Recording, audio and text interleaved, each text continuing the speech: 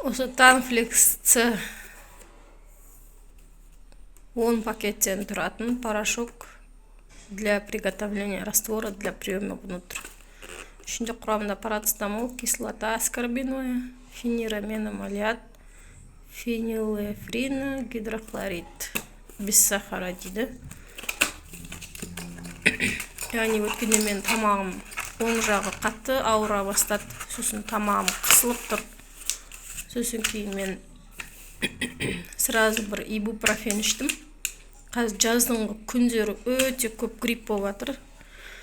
Бірінші себеп ол салқын су ішіп қою. Ыстықтап тұрып салқын су ішіп қойсаң, сразу тамақтан алады. И плюс кондердан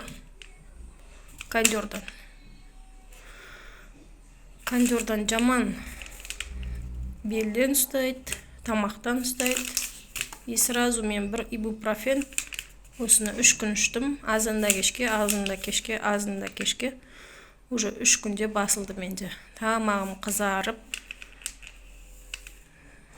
сөйтіп ауырып кетті, қақырық шықпай. Сосын сразу осыны іштім, ибупрофен іштім. Прям ұнады маған ше осы. Мынау туралы қазір бөлек айтам. Осындай үйде бір тұру керек екен, все-таки.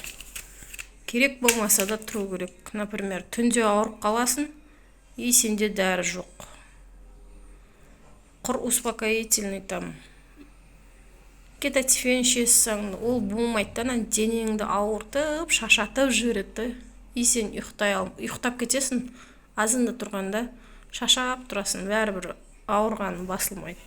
Сондықтан үйде осындай біреу тұру керек. Вот. Маған өте ұнады.